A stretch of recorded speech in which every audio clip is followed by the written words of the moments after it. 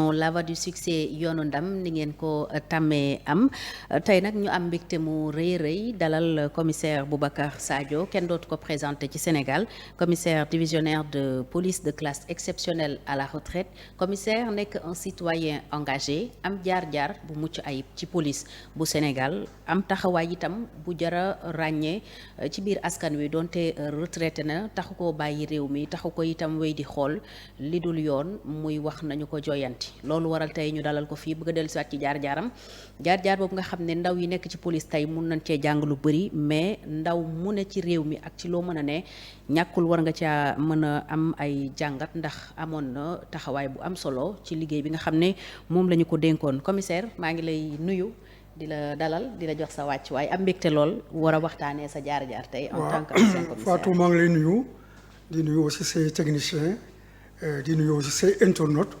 foog naa ñu ngi commencé di ma miin. waaye je crois que émission bu mel nii dina tax lu weesu miin bi ñu gën ma xam. te nit ki boo ko gën a xam nag ci ngay comprendre lu bëri ci li nga xam ne mu ngi koy doxee daal. waaw nu mu tuddati di yaakaar ni effectivement bu ñu xamee sama parcours. Je crois que dina leen amal njëriñ ñoom. dina am enseignement yu bëri yoo xam ne comme ni nga ko waxee ndaw yi. xëy na dinañ ci tirer profit. donc nekkuñu fi xëy na pour joxe leçon de morale. mais dañ nekk fi pour bu ñu expliquer suñu jaar-jaar ñi xam ni effectivement que àddina nii la bindoo. et que xëy na bu ñu toppee mag yi xëy na du ñu juum si suñuy doxalin. loolu moo waral ñu def jotaay bu mel ni waxtaanee ñu mel ni yow alors commissaire tey. boo doon présenté sa bopp ci lu gàtt ma ni la kan mooy commissaire Boubacar Sadio lan nga may tontu. bon ci lu gàtt moom bon disons que commissaire divisionnaire de police là de classe exceptionnelle nekk à la retraite. bon bi ma nekk à la retraite ak léegi fekk mot na presque fukki at lu ëpp fukki at parce que fi ma toll fii weesu naa juróom-ñaari fukki at yi n'est-ce pas weesu naa ko di si sant yàlla bu baax a baax donc comme ni ma la ko waxee policier laa woon commissaire laa woon servir sama dëkk ci anam bi nga xam ne yaakaar naa ni xëy na noonu laa ko war a servir ba dem retraite bon bi ma demee retraite aussi vraiment ma continuer effectivement di servir sama réew di aussi waxal askan bi bon maintenant pour mu gën a présenter wu je crois que xëy na damay commencer sama ndaw.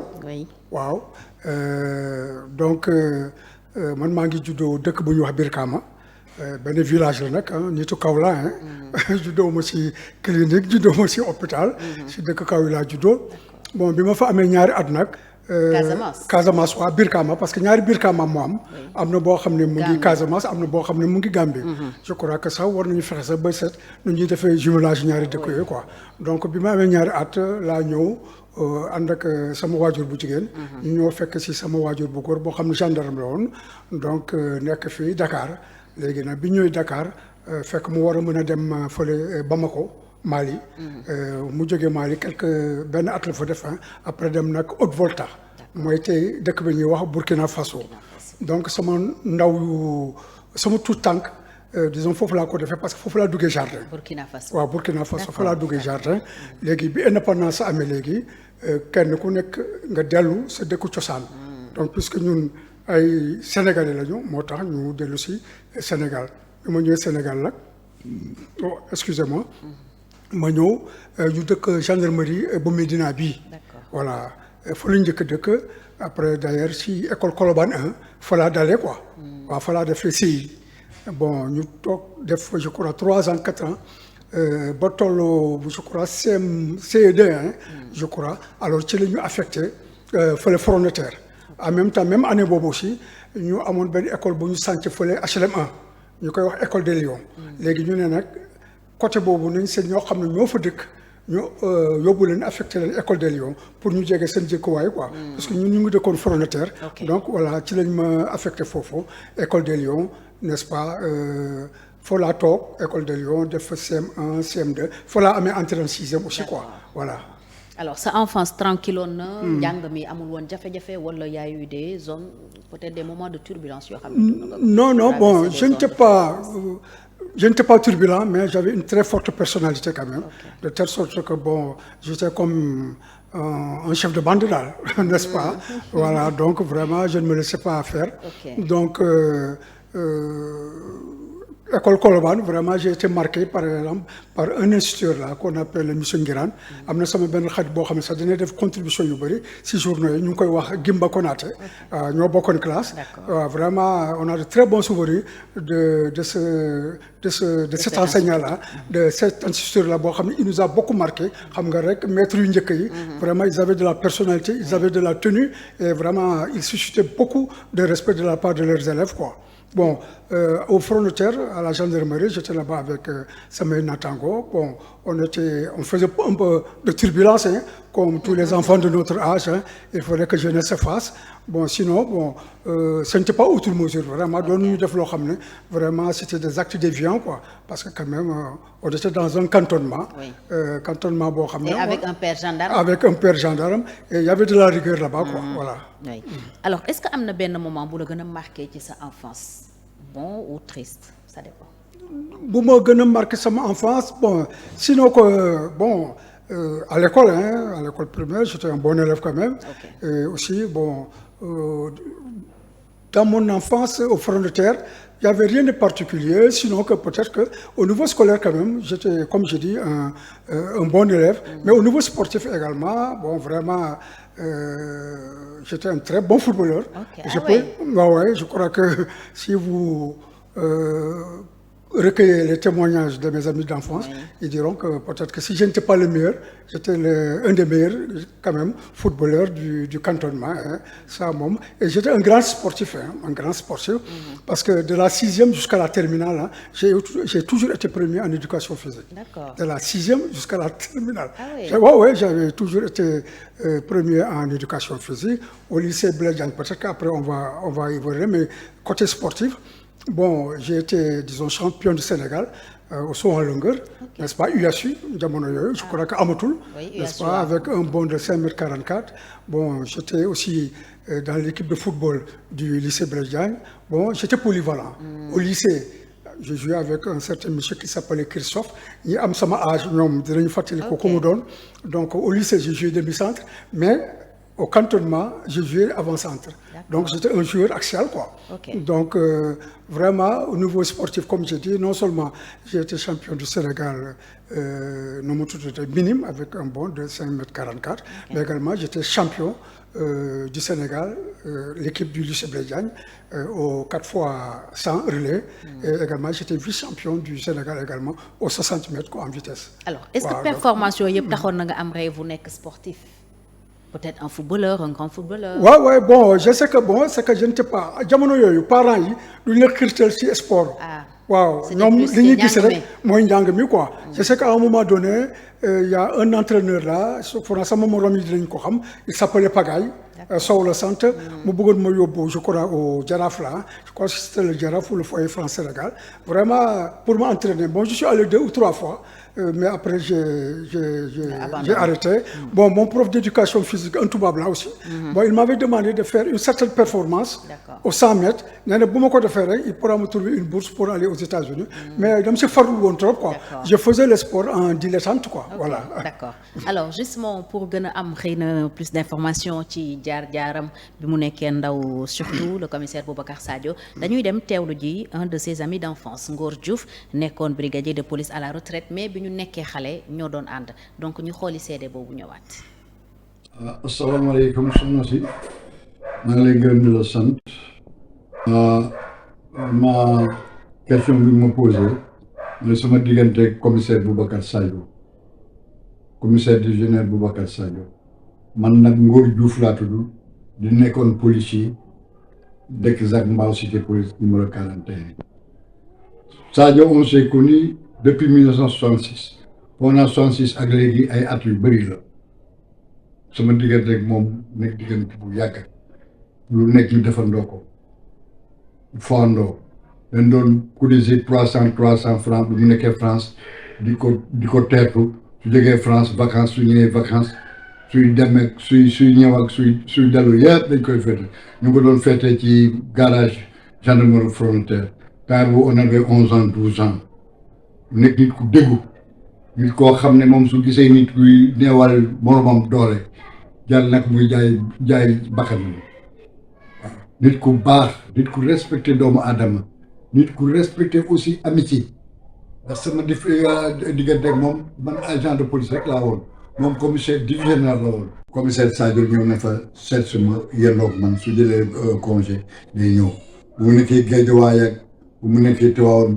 yëpp da doon déplacé oto ma nekk Saint-Louis ma nekk Louga ma nekk Thiès yëpp muy déplacé ñëw di ma seet si di mu ne may ko ndax xarit xam nga kooku fonk ndax xarit lool su ñëwee poste police man leen kii commissaire de police la duñ ko gëm mu ne commissaire de police muy seet si simple agent de police man ne kii de saa waay grade boobu teg ko ndax maag moom avant grade la woon temps boobu yëpp ñu ngi def ay CM2 yooyu kooku moom ay grade am yooyu moom su nekkee man ak moom lu nekk la ñu waxante waaye ku mën a am tooñ la nag ku mën a tooñ on formait un groupe bu ñu tuddee moom tax moo joxe woon tour bi tuddee ko Fly Eagles Pop c'était en 1967 la ko créé woon bu ñu ko créé en 1967 c'était composé de moom Boubacar Sadio Jean Binta feu Jean Coly feu Oumar Ba ak nos années Moussa Ndiaye Serigne Mballo Pape Faye et tant d'autres bon kooku vraiment yàgg lool waaw yàgg nañ lool sama doom bi ñaareeli doom bi ma am ak sama soxna jabaram laa ko tuddee ndax dama wax su ma amee doom bu góor moom laa ko tuddee yàlla def mu nekk jigéen ma tuddee ko soxna Saint-Louis la woon en 86 jabaram moo mu liewul ñëw sax moom jabaram moo ñëw ma tuddee ko Daba Massaline Diouf mu ngi nii sama kër waaw man daal lu ma bëgg wax ci bu baax mënu ma ko wax ci biir vidéo ndax dañuy fay yàgg lool donc dëgg nit ku déggu nit ku baax a baax nit ku fonk doomu aadama nit ku bëgg njaboot lu nekk dañ nekk njabootam mu jabaram aussi nekk nit ku baax muy Daba Massaline sama sœur la sama jëkkër la su ma demee këram des fois sax moom bu baax dafa wax ne yow pour la prévoir añ doo fi añee bu baax ne ko waaye mu jabar ji ne ko kii këram la upplawuloo ko fi nijaay la fi jëkkër la fi bàyyi ko jabaram maa ko demoon ñaane si donc loolu lay seet je me rappelle aussi grand sportif la woon en 1967 il a battu le record du Sénégal IASU cadet avec 5,44 m son enleveur j'ai joué aussi à la Gendarmerie de Dakar en cadet vu les années 67-68 waaw bu baax daal loolu la amoon may wax dëgg mënuma guddal daa ko gàttal noonu daal waaw.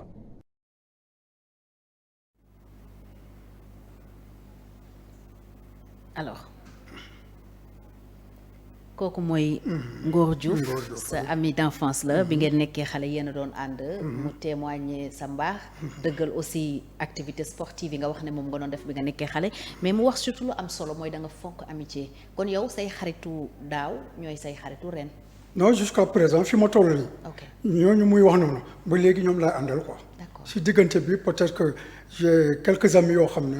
doole ko nañ ci. mais mes vrais amis mooy ñi ma àndaloon depuis presque 60 ans quoi. actuellement ñooy tase ñooy waxtaan. bon ku nekk ni mu ko waxee lui c'était un brigadier moi un commissaire de police mais moi j'ai dépassé ce genre de hiérarchisation là. Disons que loolu daa bokk sama jikko quoi. Même quand je dirigeais la police boo ñëw commissariat bi à part sama galon yi. boo ko xoolulee rek nga fekk mag samay hommes yi doo xam kan moo si chef quoi. parce que moi je leur dis que j'ai pas besoin par exemple de me faire voir par les autres quoi. ñi ma àndal même tey jii bu ma soloon sax anangu rek ak nu mu tudd ci benn caaya bu gàtt sax ñoom dinañu xam ne maay kilifa bi quoi. donc jarul may woon ñeneen ñi man maay kilifa bi quoi.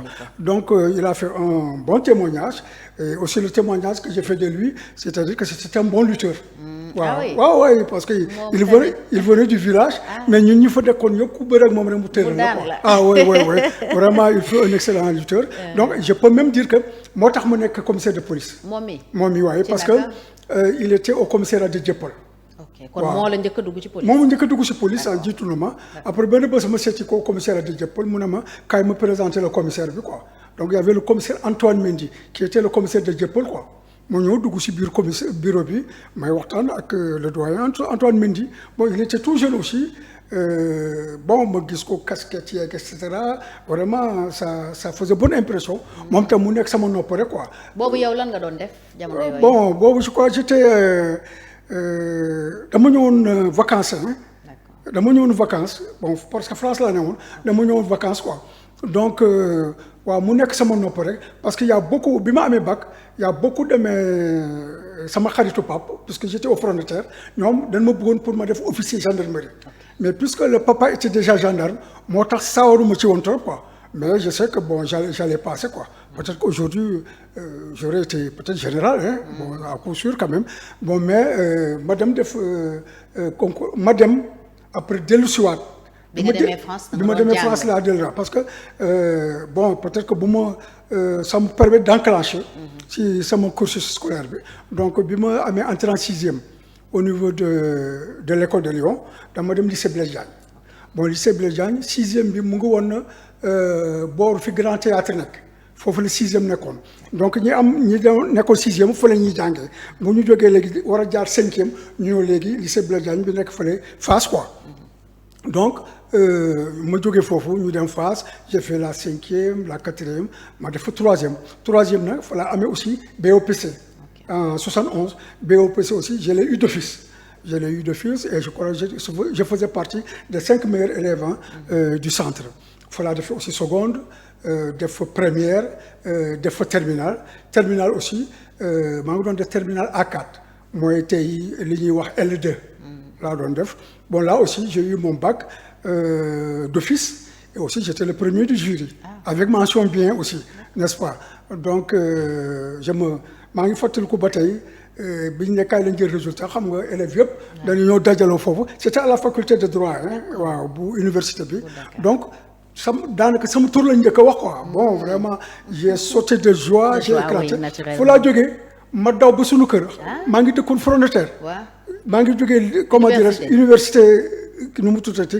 Cheikh Anta Diop daw ba suñu kër gendarmerie front de terre quoi pour venir boobu maa ngi ñëw fekk sama pap sama yaay ñoom ñëpp toog inquiet là quoi di xaar résultat bi quoi bon moi aussi pour un peu jouer le jeu j'ai eu une mine triste là xam naa ñu ne kii xëy na warul am et cetera ba ma ñëw ci buntu kër bi rek laa leen ne am naa quoi alors si la sama yaay jóg ñëw lëng ma et cetera vraiment je me souviens toujours léegi nag bi ma defee nu mu tuddati bac bi donc on m'a sélectionné parce que on prenait les meilleurs élèves de terminale bon ensuite nga am mention donc on m'a inscrit au lycée Henri IV les grandes écoles préparatoires là quoi bon madame Henri IV j'étais là-bas avec un certain Elimane Fall qui a même été pigiste ou journaliste à Jeune Afrique n'est-ce pas da doon def ay article foofu j'étais aussi là-bas avec Christian Ngor Ndour qui était benn jarbaatu Senghor bon alors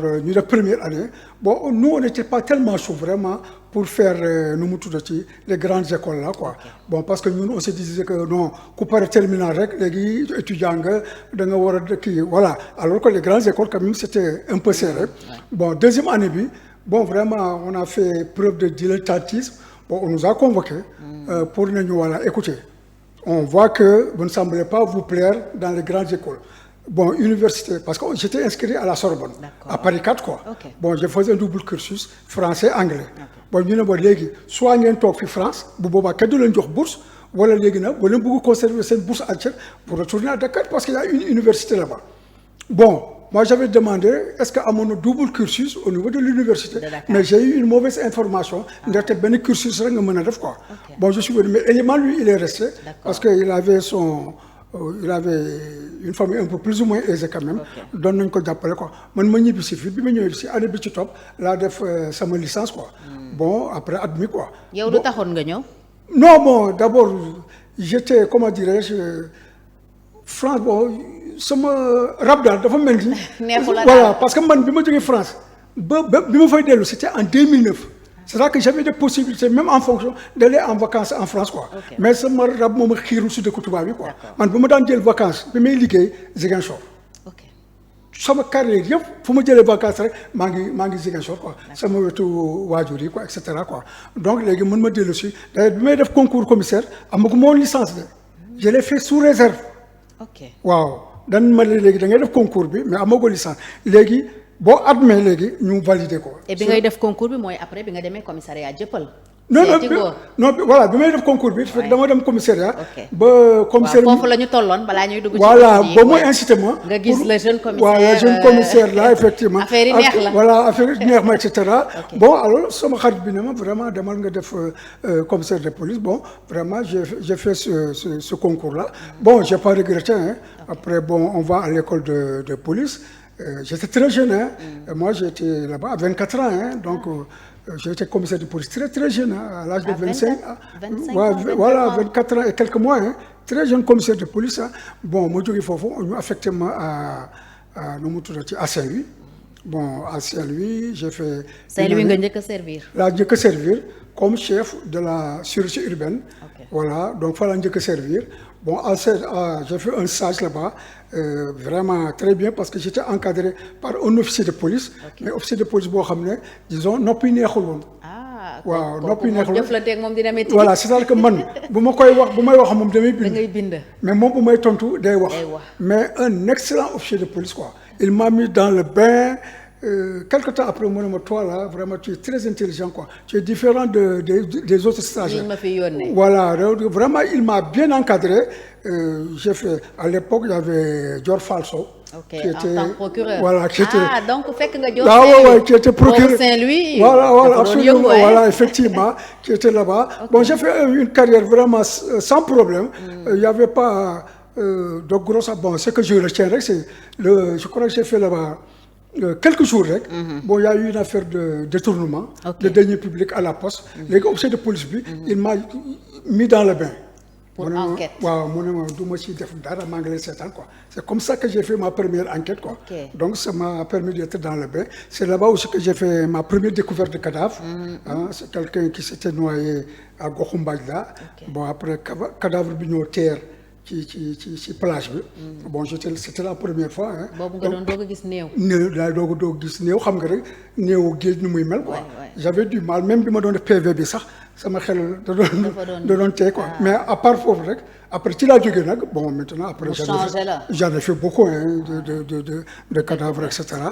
Bon loolu moo ma marqué un peu ak peut-être y avait une affaire aussi disons d'espionnage. Il y avait une prof russe. Qui était amoureuse d'un professeur français. xam nga à Saint-Louis quoi waaw lycée Charles de Gaulle. Okay. Donc xam nga Russie rek jamono yooyu. Il ne voyait pas ça d'un bon œil. Donc ñu préparé woon pour ñëw jël prof russe boobu pour yóbbu ko quoi. Ah bon? waaw on était informé. Ndax dañoo yëgoon juste cette relation amoureuse. Voilà c'est ça quoi moom. Voilà c'est ça après ñu avisé ñu bon à l'époque mon patron. Qui est décédé yàlla na ko yàlla réew. Bon il était à Dakar pour les besoins bon je crois de santé. Bon man maa fa nekkoon quoi. Bon donc j'ai pris l'affaire en main avec un collègue qui était au niveau de la BMS quoi. Donc on a fait appel à la BIP à l'époque qui était commandé par. Brigade d'intervention un colonel là moom tam gaañu na Feu Untu Ndiaye vraiment excellent hein. Alors je crois qu'il y avait aussi nommé Koné un officier aussi vraiment des gens extraordinaires hein, très excellents. Donc nous aussi on est venu ñu jël prof bi yóbbu ko je crois que ñu ngi ko yóbbu woon si kër sama collègue bi nekk naan BSBS quoi. Je ne me souviens plus quoi. Bon li ma si retenir woon mooy on a mis un dispositif en place. Bon bi ñu jëlee ndaw si ba dugal ko oto bi ba muy dem donc ñu bloqué Russie quoi. Ba nga xam ni mënatuñu woon suivre quoi. Ah te dañ ko jël si woon. dañ ko jël si woon quoi. Donc on les a bloqués pendant presque une heure de temps à Saint-Louis hein. Ah oui. Le temps que ñu la sori pour dem Dakar quoi. Voilà donc voilà aussi ce dont je me souviens aussi mooy bi mu liiree PV bi ba pare après elle a demandé quoi. Kan moo bind PV bi quoi ñu ne ko c'est le commissaire là quoi mu ñëw lëng ma. waaw mu ñëw lëng ma. naka ngeen résoudre affaire boobu. waaw non après ñun bi ñu ko jëlee jox ko bi dem au niveau de l'autorité de la hiérarchie bon ñoom ñu seet ci korka après. ñu seet voilà ñu seet parce que jamono je me rappelle très bien à 2 ou 3 reprises il y a Jean Collin à l'époque jokkoon nañu téléphone quoi. ci loolu waaw ci loolu quoi. donc c'était une affaire waaw d'État c'était finalement. voilà c'était une affaire d'État quand même. à Saint-Louis daal loolu laa fàttali moo quoi. la gën a marqué. voilà. est-ce que jot nga jëflante ak Dior en tant que procureur commissaire. ah oui bon j'étais maa yore woon SI donc procédure yëpp et cetera et vraiment aussi sans fausse modestie à part vraiment j'ai appris d'elle aussi. vraiment am na lu ma jàngal quand même. si liggéey bi. am na loo xam ne si wàllu rigueur aussi. gis naa ko ci moom. mu doon royukaay quoi vraiment c'est une très brave femme quoi. c'est une pionnière. vraiment à qui le Sénégal doit beaucoup quoi. vraiment c'est l'occasion vraiment de lui rendre un vibrant hommage quand même. oui elle est la première femme procureure au Sénégal muy sama xarit donc ma koy nuyu xam naa ne certainement dina seetaan waxtaan bi. alors bu nga jógee Saint-Louis fan nga dem. waaw bi ma jógee Saint-Louis ñu affecté ma à Dakar. à la sûreté urbaine de Dakar. bon bi ma fa nekkee aussi bon j'ai été le chef de la section de police judiciaire. Vraiment à l'époque aussi la SU c'était un grand service hein. On était en rivalité avec la DIC. Ouais, la DIC vraiment à l'époque aussi bon. mais yéen ñëpp ay policiers ngeen. non ay policiers la ñu. bon vraiment on faisait. Rivalité bi c'était en quel sens. non rivalité c'était une scène. d'accord c'était une disons rivalité saine waaw émulatrice. waaw ñii bu ñu jàppee ñii dañuy bëgg a jàpp. ñii bu ñu démanteler benn bande ñii aussi dañuy bëgg a démanteler benn bande quoi. c'était dans un bon esprit hein. donc. une concurrence positive. voilà concurrence positive. donc j'étais là-bas comme le chef de la section PJ. Vraiment on a traité de grosses affaires là-bas parce que nous on avait une compétence régionale aussi. La DIC avait une compétence nationale. donc j'ai fait beaucoup de choses ñun suñu temps boo daan génn école police. du comme yenn jamono yi nga xam ne am na ñoo xam ne à partir de l'école ça la leen di affecté mais ñun tu faisais 2 ou 3 ans. comme adjoint une formation complète. voilà tu étais sur le terrain avec tes brigadiers tes gardiens de la paix li ñuy def ngay def da ngay def ronde et cetera. donc da ngay mokkal liggéey bi quoi balaa ñu lay dénk service quoi. donc d'ailleurs fa la ma affaire Baba Ndiaye bi fekk. Baba Ndiaye mi indi seen radiation. waaw moo indi suñu radiation. pour cette affaire-là je peux dire que j'étais au début et à la fin. loolu ma yàlla baaxee. affaire Baba Ndiaye ban année la woon encore. c'était en 83. 83 waaw parce que moi j'assurais aussi l'intérim. comme par hasard chaque fois j'assure l'intérim. donc à Saint-Louis j'assurais l'intérim. bi aussi j'assure l'intérim. mon patron avait je crois un repos médical de 3 jours. donc Baba bi ñu koy indi parce que balaa ñu ko doon indi. on avait reçu pas mal de plaintes que y avait un gars boo xam ne au niveau de Fass dëkkandoo yi daal ñoo doon rouspété parce que y avait trop de bruit de va-et-vient et cetera quoi mais ñun jamono yooyu on avait un président bu fi nekkoon le président Aïe Diop. d'accord waaw je crois on avait cambriolé këram. bu fi ñëwoon. waaw bu nekkoon Sénégal d'accord fi la nekkoon alors ñu ne ñu vraiment à la suite fexe leen ba. ngeen jàpp voilà jamono aussi on avait amuñu woon technologie boobu mais amoon nañu flair amoon nañu expérience on avait des brigades de recherche vraiment performantes donc band yëpp dañ leen di xaw a maîtriser quoi de par le nu mu tuddee modus operandi quoi donc ñu fekk bu ngeen ñëwee par exemple gis benn affaire waaw da ngeen dem une idée de kan moo ko def kan ban bande moo war a def lii quoi waaw parce que ku nekk da nga amoon sa identité quoi sa signature voilà sa signature comme on dit quoi donc on a fait je crois que 72 heures 3 jours après bon on les a pris quoi léegi nag ñu jublu ci affaire Baba Ndiaye boobu. Baba Ndiaye boobu la woon. waaw non du woon Baba Ndiaye ñooñu beneen bande la. man ko léegi ci lañ jublu léegi. di lijjanti ci affaire Baba Ndiaye boobu. affaire Baba Ndiaye bi mën nga ci ñëwaat. voilà affaire Baba Ndiaye bi donc c'était un grand receleur. bon moi j'avais deux groupes 2 brigades de recherche bon on a mis le dispositif on l'a pris vers après les heures légales 5 heures et demie yooyu. ñu jàpp ko indi ko au niveau du service. bon man maa ngi xëy ay booru 7 heures et demie yooyu. bon bi ñu ma ñëwee j'ai lu la main courante ensuite ñu expliqué ma daal yëf yi nu mu demee après ma ne indi leen ma ko bon bi ñu may koy indilee nag mu ngi doon soox quand même waaw après ma interpellé ko ma ne ko yow looy sooxane mu ne dama am fettu Saloum. bon man c'était la première fois sax may dégg luy fettu Saloum quoi après ñu ne ma commissaire fettu Saloum genre table buy nekk fii si booru cuisse bi et que généralement li koy indi mooy presque genre corte lay doon daal voilà ma ne ko bon j'ai demandé à l'officier de police là boo xam ne disons que du woon jullit li tax ma def précision boobu. D'accord. C'est très important bu ma ko fàttewul rek xëy na dinaa la wax loolu lu tax loolu quoi. Donc je lui ai donné l'enquête mu def enquête tam def interrogation chaque fois il vient me rendre compte quoi bon fekk bi ñu ko jàppee je crois 2 jours après complice am mu ngi nekkoon rue Escarfet. D'accord. ñu demoon foofu aussi di def perquisition ñu fekk mu gaañ. Ah. moom tam mu amoon fettu Saalum. Vous voyez donc ça fait ce que ça fait dans l'esprit. Bon ay mbokkam doon ñëw quoi bon après ñu ko doon yóbbu Casamance sax ay mbokkam sax c'était interposé ne bul dem Casamance nangam et cetera bon mais ñun yóbbu quand même ñu visiter ko quoi. kan Baba Ndiaye. waaw yóbbu ngeen ko hôpital. voilà c'est ça quoi. D'accord. Donc léegi après bon il a eu je crois il reste encore un jour 24 heures ou 48 heures on l'a déféré au parquet bi ñu ko déféré au parquet il était vraiment il faut le reconnaître mal en point. ñu déféré ko après léegi ñoom ñu yóbbu ko fële au niveau pénitentiaire yóbbu ko au niveau du pavillon spécial. Okay. Bon foofu la gaañoo quoi. Bon il y avait aussi une situation qui faisait que je vais pas trop entrer dans les détails mais le commissaire central à l'époque et le chef de la sûreté urbaine à l'époque jubóobuñu woon. D'accord. li ma la wax ni jubóobuñu woon quoi. yow intérimu kan nga doon. man intérimu sûreté urbaine laa doon assuré quoi mais après il est venu pour te dire que. ñoom ñaar xam nga lu ñu daan communiquer. bind note waaw bind note jox secrétaire bi yóbbu fële. joxaat et cetera quoi ça bon moi j'étais entre le feu le marteau et l'enclume quoi. Et ça a un peu dégénéré loolu aussi dinaa wax lu tax mu am importance quoi. ci mbiru Baba Ndiaye. voilà xam nga wax naa la affaire religion bi. oui mais diggante boobu aussi. jàpp naa ko li tax parce que la te murit la te tijaan.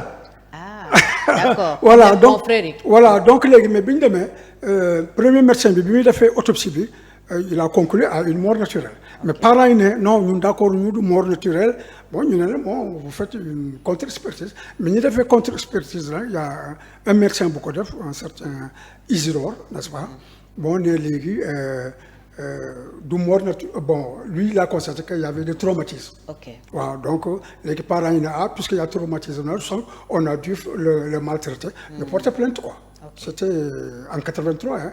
Porter plainte ñi di yéeg ki wàcc et cetera bon à l'époque man diggante bi ñu effectivement à Tivaouane. Okay. Donc c'est en 87 maintenant le tribunal bi décidé ni que alkaati yi brigade boobu yéen a ko métital ba mu gaañu donc on a condamné les policiers à 2 ans ferme avec 6 millions de dommages et intérêts à payer. Bon à l'époque il y avait un avocat là du ma wax turam complet il s'appelait un certain Lo il fut même après candidat je crois à la présidence de la République.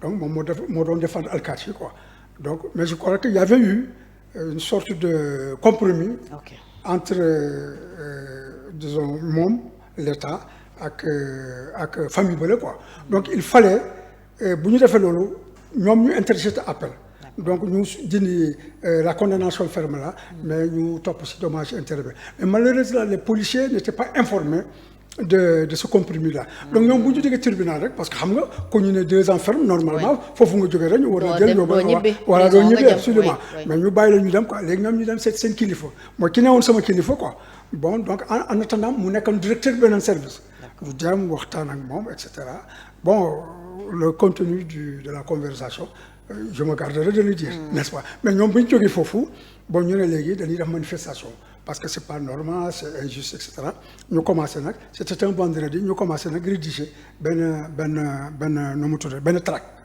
bon tract bi ñu ko rédiger ki ko corrigé foofu la nekkoon ci service bi benn officier de police ki jëloon aussi tract ki ñu jëloon otom benn oto bu weex def ci tract yi di ko distribuer kooku tamit benn brigadier la woon kooku tamit ci service bi la nekkoon mais bi ñuy rajo ñaar ñi rajo wuñu ci kenn.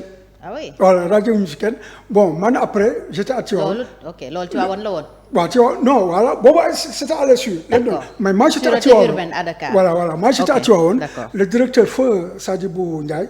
Qui est décédé dont la mort constitue un mystère là jusqu'à présent téléphoné ma ne ma commissaire bon les agents ont prévu de faire une marche. Kooku mooy ki ñu fekkoon otom ci corniche bi. Voilà. Bon ma ne ko bon mu ne ma waaw ma ne ko non y a pas de problème moi je vais prendre les dispositions pour que il n'en soit rien ici quoi bon moi au personnel bi ñu waxtaan donc ñu le lundi les gens ont travaillé le mardi aussi les gens ont travaillé mais à Dakar bon les gens ont déclenché un mouvement. Un mouvement de grève. Bon si ngoon gi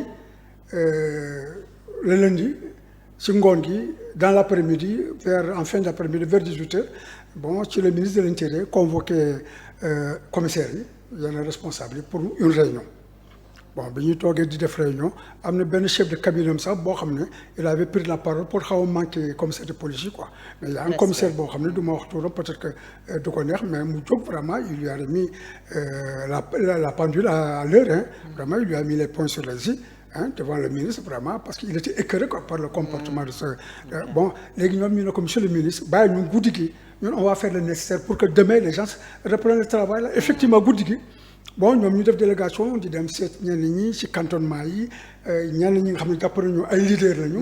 ñu toog waxtaan ak ñoom et cetera ñu impliqué aussi les anciens. yi nga xam ne ils avaient pris la retraite mais ils avaient une certaine notoriété au niveau de la police.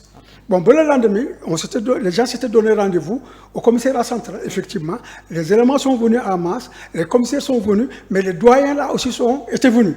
Nous waxtaan, ba alkatine, bon, il n'y a pas de problème quoi. Bon, Anna seen ñaari collègues en prison. Non, tëju leen. Non, dañoo ñibbi. Parce qu'il y avait appel. Ouais, non, il n'y avait pas appel, il n'y avait pas appel ça. Parce que il y avait appel ci décision boobu ñu jëloon. Bon, mais même xam nga boo amee appel c'était pas suspensif. Oui, c'était pas suspensif. nu mu tuddee. Mais tëjuñu leen. Non, tëjuñu leen quoi. Ils étaient libres de leur mouvement quoi. Donc bi ñu waxtaanee ba alkaati ne léegi ils allaient rejoindre leur poste habituel de service bi ñu demee nag la ñuy gis gendarmerie foofu. ñu fekk gendarmerie. waaye occupé poste yi quoi fekk ni ndaxte le lundi bi ministre bi pare ak commissaire yi ñoom ba ñuy wàcc escalier la ñuy tas ak officier gendarmerie ñuy yéeg. D'accord ñu dem seeti ministre bi quoi. mais ñoom xamuñu woon lu xew. non c'est-à-dire que ay commissaire de police lañu. Donc ils ont compris qu'en fait le ministre de l'Intérieur les a bernés. waaw et que effectivement ndoxta waxtaan ak gendarmerie ba pare. et que ñooñu ils étaient venus pour prendre les dispositions. C'est le lendemain qu'ils se sont rendus compte qu'effectivement ñi li ñu doon ñaaw njort si ministre bi moom la am quoi. Donc il y a eu ce mouvement là ils sont passés devant le palais de la République. Bon, c'était un mouvement de vraiment c'était bon enfant quoi. léegi bi ñu yeggee commissariat ba xanaa gën a mer lañ def. voilà léegi nag bi ñuy gisee gendarme si poste ci la ñuy dellu maintenant au commissariat ci lañ ne léegi ñun dañuy defaat marche encore. nañu xeex voilà léegi deuxième marche boobu lañ dem léegi ñu jàkkaarloog benn peloton gendarmerie quoi. Ils étaient armés et ils étaient prêts à tirer quoi. devant le palais. Non, pas ci BN2. Banque de Dakar là fi mu nekk. Voilà à l'époque c'était la BNDES. fa la ñu taxaw quoi léegi policiers aussi bi ñu gisee loolu aussi ñu gis seen bopp quoi xam nga rek ñu ne léegi gannaaw doon yor fetal ñun aussi am nañu fetal. yow yaa ngi woon ci troupe boobu. non man maa ngi woon j'étais à Tivaouane. D'accord. léegi ñoom ñu ne léegi dañuy dem daj magasin arme commissariale bi ñoom tam ñu jël fetal ñoo jàkkaarloog nii quoi ñu reyante quoi. Bon il se trouve que aussi bon il y avait des policiers en civil aussi qui étaient armés. ñu ngi woon foofu ci biir foule bi c'est-à-dire que bu benn bal takkoon rek xëy na y aurait eu un carnage là-bas quoi mais il y avait des officiers de la gendarmerie et de la police yoo xam ne dañoo taxaw xar seen tànk tubéy ba vraiment après jàmm mujj. Je me rappelle j'étais à Tivaouane et je me rappelle bien que c'était le lendemain de la ziara générale et bésu ziara générale bi feu Maam Abdou dafa ne woon ne ñi gën a sarax parce que dafa gént dara du bëri daal mais nit ñi bu ñu génne sarax xëy na yàlla dina fànq yëf yi quoi la veille waaw mu ne nit ñi bu ñu jógee si ziyaara bi rek nit ñi génne sarax boobu quoi je crois que effectivement loolu moo tax xëy na dal am voilà absolument quoi. Alors coow loolu yëpp am autour de affaire bi nga xam ne mun nañu ne yow yaa nekk au début. parce que Baba Ndiaye yow la ñu ko indil nga déglu ko ba mu wax la li ko dal. Enquête bi lan la wone et surtout lan moo tax nga dénk enquête bi sa collègue bi nga xam ne du jullit. Non moi j'ai pas tenu compte de ça.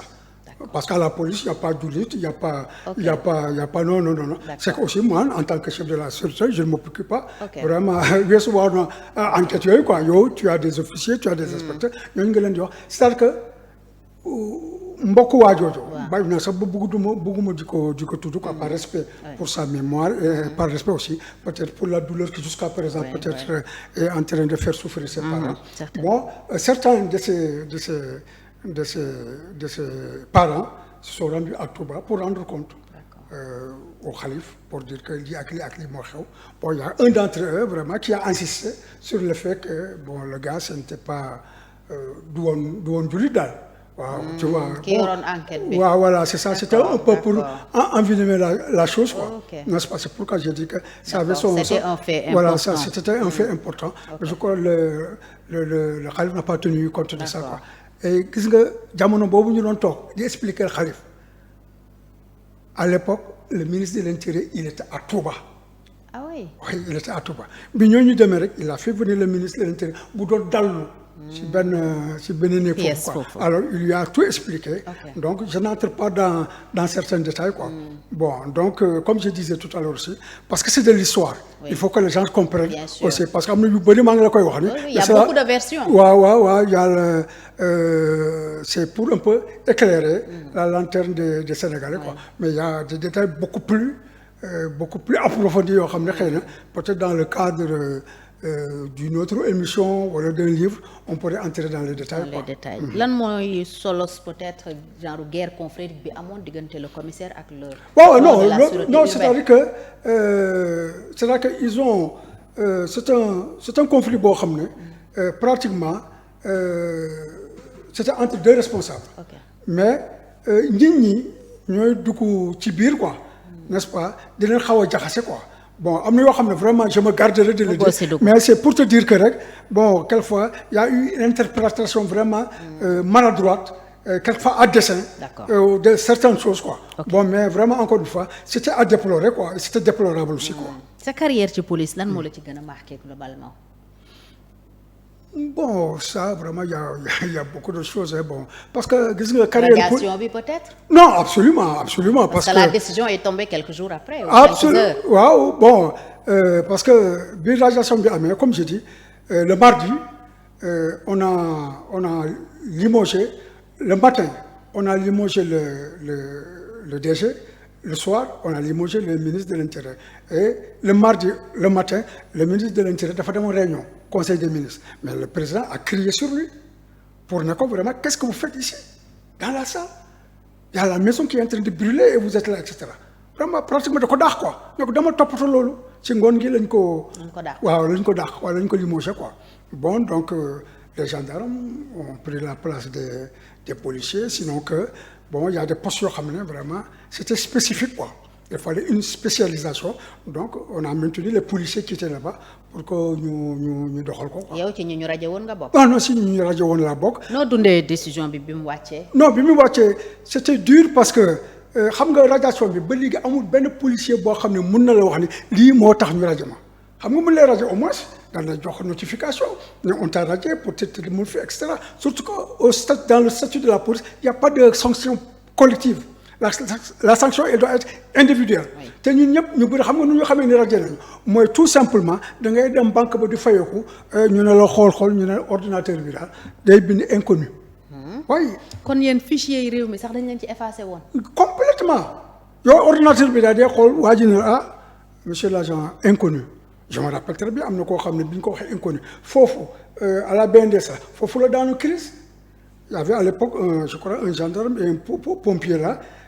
Et un militaire ñoo ko jël dugal ko ci auto gendarme yóbbu ko principal 4 jours après il est décédé il y a eu des drames quoi ça s'est passé comme ça. yow bi nga demee fayeeku ji ñun la inconnu. inconnu. lan moo nekkoon sa réaction. non mais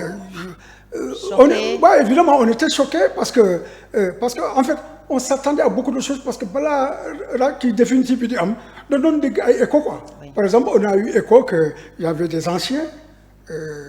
Parmi nous, c'est que moi, je n'ai pas eu de ils avaient tenu une réunion avec Jean Collin. Et au cours de cette réunion, ils avaient dit à Jean Collin, c'est la faute du gouvernement d'avoir recruté des jeunes universitaires. Et que nous avons un esprit de révolte ci biir police. Voilà, donc maintenant, on a tous été radiés. Il y avait des profs de philo, il y avait des profs d'anglais, il y avait des profs d'espagnol.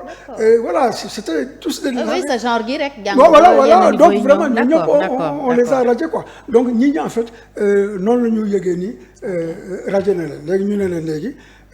Qu'est-ce que vous allez faire? Vous allez déposer des demandes. Hein? Bon, les commissions vont examiner ça. Donc, il y avait une commission nationale qui s'agissait des commissaires de police. Il y avait maintenant des commissions régionales, présidées par des gouverneurs. Donc, les gouverneurs, bon, il y a eu toutes sortes maintenant de y a eu des règlements de compte quoi quand même. am na tam version buy wax ne c'était sous le dictat du FMI. Non, absolument. Parce que réajustement structurel. Réajustement structurel parce que y avait un corps qui était visé avant la police. ñooñu nag xam naa yàlla moo leen suturaal quoi. du enseignant yi. non du enseignant. Il y avait un corps qui était visé avant la police mais l'OBN s'est présenté avec ce mouvement-là.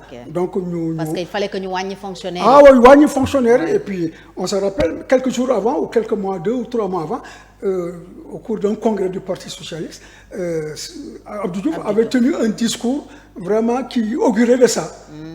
Vraiment qu'effectivement peut-être que l'État serait dans une situation boo xam ne peut-être que financièrement il fallait effectivement prendre des mesures pour rationaliser les dépenses publiques et cetera. Donc li dafa ñëw rek mu nekk ñaan bu tas ak amiin quoi. Bon ñoom ils ont sacrifié et maintenant ça a été dur. Bon maintenant bi loolu amee nag comme j'ai dit ça a été des drames. boobu fekk na nga am soxna am njaboot. Non depuis. Alors c'était des moments difficiles. C'était des moments difficiles parce que si la ñu créé maintenant la coordination nationale des policiers radiés.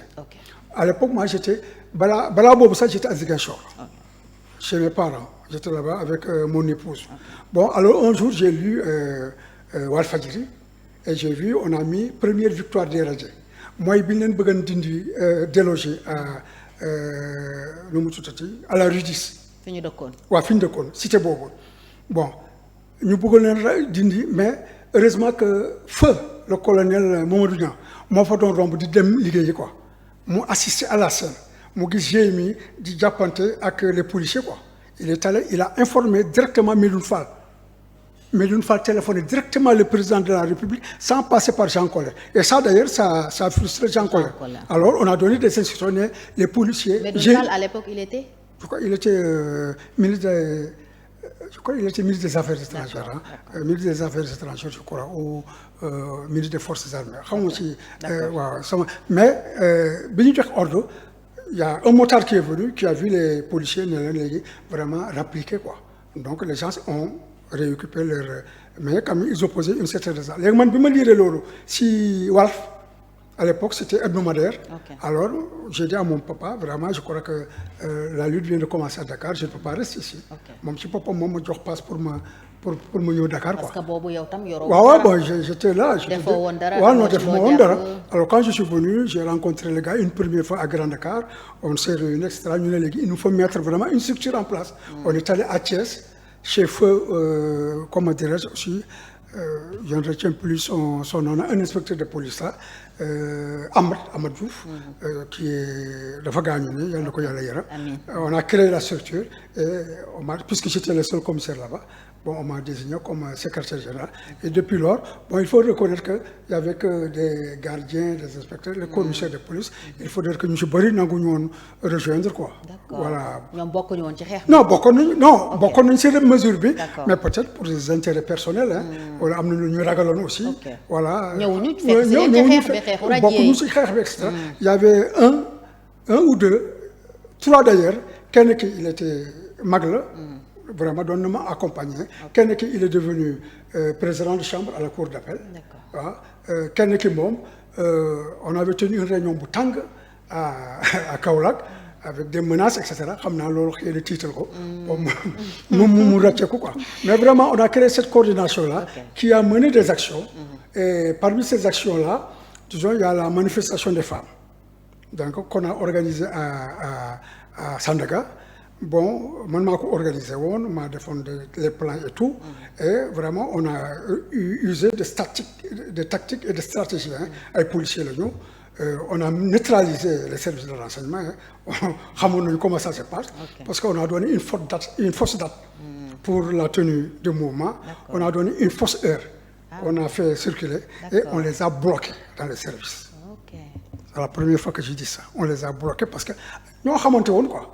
Et généralement, xamoon nañu yan heure la ñuy génne pour dem glaner des informations. On a demandé à connaître kan nga xam nangam tu vois à son bureau à telle heure fexe daal ba mu bañ a jóge ko bloqué ko foofu. ba du liggéey voilà jusqu'à midi. Kon les autorités étaient sans renseignement. Non xamuñu si woon dara non quand même. xamuñ ci woon dara à midi pile ma ne sama jabar léegi puisque man maa jiite mouvement bi donc yow yaay njëkk a wàcc sur le terrain bi c'était à midi pile si rond-point Sandaga moom moo njëkk ñëw taxaw. sa jabar sama jabar waaw mon épouse. lu tax nga dugal ko ci. lu tax ma dugal ko ci maa ngi xeex c'était la manifestation des femmes. C'était pas la manifestation des hommes. D'accord, c'était la manifestation seen soxna yi. waaw soxna yi donc sama soxna moo jiitu donc mu ñëw ak beneen femme ñu jël pancarte téye ko ne ma joxale na comme instruction ne bu ñu leen jàppee yóbbu leen police bu kenn joxe sa identité jëkkër bu kenn xam waaw donc policier yi ñëw le commissaire central ñëw xam nga rek jigéen ñi rek ñi jàpp ko poñe ko waaye ñëw waaye pour que commissaire moo am coow foofu bon am na benn Hurluberlu là qui a lancé une grenade xam naa ne après chef ami na ko bàyyi li ngay def après ñu jëlee nag camion police ñu dugal leen léegi yeneen famille sax elles sont constituées prisonnières. ñu dugg voilà ñii amoon na ay bébé de 6 mois ñii amoon na ay xale yu ndaw ñu dem commissariat central léegi bi ñu àgg commissariat central ñu laaj leen seen tour tontoo ñu sa touru jëkkër tontoo ñu parce que sama consigne bi lañ doon respecté quoi bon léegi. Parce que dafa am lu ñu doon seet dañu doon seet effectivement est-ce que l'opposition n'était pas derrière cette affaire-là. ñan ñoo ko doon seet. Les autorités. D'accord. waaw donc ñu bëgg xam mais il y avait qu'une seule militante du PDS moo nekkoon ci biir te kooku elle n'était pas là-bas en tant que militante du PDS elle était là-bas parce que dafa dëkkoon ci cité ba ak ñoom. D'accord dafa ñëwoon jàppale leen. waaw dafa ñëwoon jàppale leen quoi mais c'est pas en tant que militante du PDS quoi donc ñu toog ba ay booru 17h 18h yooyu. bon ki nga xam ne moo doon chef sûreté urbaine sama camarade de promotion la ñoo duggandoo école de police quoi commissaire de police quoi léegi nag ci laa joxe consigne ma ne wax leen jigéen ñi nañu identifié wu quoi ci la jigéen ñi naa ne jiw mooy sama jëkkër fii lay liggéey et cetera quoi parce que commissaire bi dafa ne woon bu ñu identifié rek on va les laisser partir. D'accord. Bon après ñu bàyyi leen ñu jógewaat commissariat central defaat marche ba Sandaga pour dire car rapide ku nekk début quoi léegi bi ñu defee mouvement boobu ba pare c'était un lundi le vendredi on me convoque.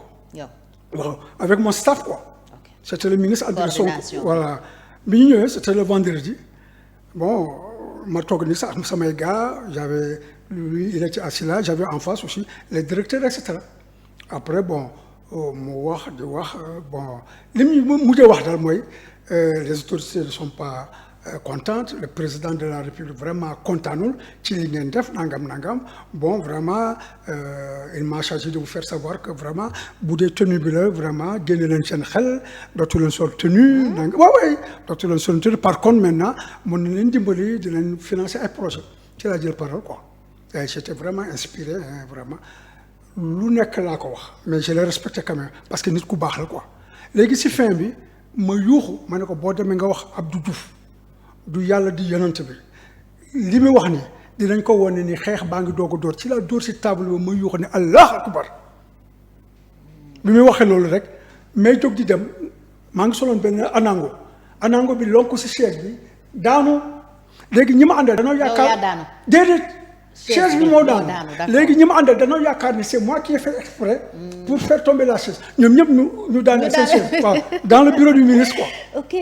Après ñu génn ministre bi ñoo taxaw ci bunt bi di nuyu bon ñii di def nii ñii di def nii man ma ñëw nuyu ko serré ko quoi ma ne merci Sadio ñu dem André Sonko quoi ku baax ku yaru ku am teggin waaw donc ñu dem bon bi ñu jógee foofu nous on a constaté que les commissariats bon il y avait un certain dispositif waaw parce que on a dit que Sadio vient de sortir avec ses hommes xëy na il craignait quelque chose voilà mais quand même on est pas responsable quoi am na ku ma dëkkaloon ku dëkk parcelle mu ñëw sama kër guddi mu ne ma dëgg naa yow sama xarit la quoi mais moom ak tudde mu ne booy dëgg naa ni da nga demoon ministère di menacer ak di saaga ma ne ko saagawu ma menacé wu ma j'ai dit mes 4 vérités quoi mu ne ma il paraît que sax bon kooku sax c'est le lendemain am na en face du ministère am na fu ñu doon wax ban jaaxle voilà fa lañ doon daje quoi voilà ñuy toog di waxtaan après kenn ñoo ne ma mais comme c'est il paraît que la DIC recherche quoi ma ne ko bon la DIC me recherche man ko je vais leur faciliter la tâche ma jógee foofu ma dem DIC waaye ma dugg yéeg ba ci bureau fii patron bi nekk secrétaire am sama secrétaire la woon à la suite ma ñëw ne ko na nga def ça va bien naka service bi bon après xëy na dama doon xaar quoi est-ce que on allait me signifier que on te recherche et cetera. ma wàccaan nag aussi dem toog baa jaaxle. kenn waxu la dara kenn waxuma dara man de je viens de la dire comme ça hein, personne ne m'a rien dit quoi n'est-ce pas donc les choses se sont passées comme ça. Un fait aussi très important. parce que bëri na quoi c'est l'histoire des véhicules piégés. boobu aussi man dama xëy rek bon benn motard ñëw. c'était pas en 88. non c'était pas en 80 est-ce que. C'était en 89 je crois. Okay. Hein. C'était un jeudi là quoi. Okay. Bon. Administration. Voilà, ESO. À l'époque, c'était le 12 470 des trucs comme ça, je me souviens un peu. Bon, ñu ne ma kaay wuyu directeur général quoi. Bon, j'y m'y rends. Ma ñëw bon bi ma duggee moi j'ai vu un camion du GMI là ci cour bi quoi.